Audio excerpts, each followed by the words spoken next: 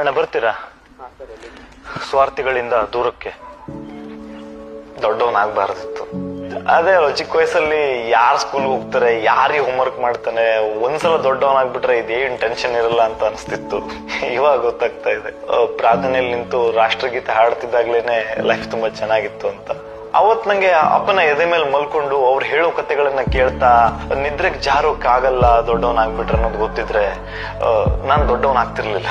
ದೊಡ್ಡವನಾದ್ರೆ ಅಪ್ಪನ ಸ್ಕೂಟ್ರಲ್ಲಿ ಮುಂದ್ ಕೂತ್ಕೊಂಡು ಪೇಟೆಗೆ ಹೋಗಕ್ ಆಗಲ್ಲ ಅನ್ನೋದು ಗೊತ್ತಿದ್ರೆ ನಾನ್ ದೊಡ್ಡವನಾಗ್ತಿರ್ಲಿಲ್ಲ. ಹೆದರಿಕೆ ಆದಾಗ ಅಪ್ಪನ ಹಿಂದೆ ಔದ್ಕೊಂಡು ಸೇಫ್ ಫೀಲ್ ಆಗೋಕ್ ಆಗಲ್ಲ ಅನ್ನೋದು ಗೊತ್ತಾದ್ರೆ ನಾನ್ ದೊಡ್ಡವನಾಗೋಕ್ ಬಯಸ್ತಿರ್ಲಿಲ್ಲ. ಮತ್ತೆ ಅವರ ಭುಜದ ಮೇಲೆ ಕೂತ್ಕೊಂಡು ನನ್ನ ಊರ ಜಾತ್ರೆ ನೋಡೋಕ್ ಆಗಲ್ಲ ಅನ್ನೋದು ಗೊತ್ತಿದ್ರೆ ನಾನ್ ದೊಡ್ಡವನಾಗೋಕ್ ಬಯಸ್ತಿರ್ಲಿಲ್ಲ. ದೊಡ್ಡವನಾಗ್ಬಿಟ್ರೆ ಅವ್ರ ಕೆಲಸದಿಂದ ಬಂದಾಗ ನನ್ನಪ್ಪ ಬಂದ್ರು ಅಂತ ಓಡ್ ಹೋಗಿ ಅವ್ರನ್ನ ತಪ್ಕೊಂಡು ಅವ್ರು ಕೊಡೋ ಮುತ್ತುಗಳನ್ನ ತಗೊಳಕ್ ಆಗಲ್ಲ ಅನ್ನೋದು ಗೊತ್ತಿದ್ರೆ ನಾನ್ ದೊಡ್ಡವನಾಗೋಕ್ ಬಯಸ್ತಾ ಇರ್ಲಿಲ್ಲ. ಇವತ್ತು ಸಂಬಂಧ ಬೇರೆ ತರ ಇದೆ. ತಪ್ಕೋಬೇಕು ಅಂತಂದ್ರೆ ಸಂಕೋಚ ಆಗ್ತಾ ಇದೆ. ಅವರ ಲೂಸ್ ಶರ್ಟ್ ನನ್ಗೆ ಟೈಟ್ ಆಗ್ತಾ ಇದೆ. ಅಂದ್ರೆ ದೊಡ್ಡವನಾದ್ರೆ ಹಿಂಗ್ ಆಗ್ಬಿಡತ್ತೆ ಅಂತ ಅನ್ಸಿದ್ರೆ ಇನ್ನೊಂದ್ ಸ್ವಲ್ಪ ಹೊತ್ತು ಜಾಸ್ತಿ ಹೊತ್ತು ಹಗ್ ಮಾಡ್ತಿದ್ನೇನೋ, ಇನ್ನೊಂದು ಕತೆ ಹೇಳಿ ಅಂತ ಹಠ ಮಾಡ್ತಿದ್ನೇನೋ, ಅವರ ಬೆರಳು ಹಿಡ್ಕೊಂಡು ಮತ್ತೊಂದ್ ಸ್ವಲ್ಪ ಹೊತ್ತು ಜಾತ್ರೆ ನೋಡ್ತಿದ್ನೇನೋ. ಮತ್ತೆ ತಪ್ಕೋಬೇಕು ಅನ್ಸ್ತಾ ಇದೆ.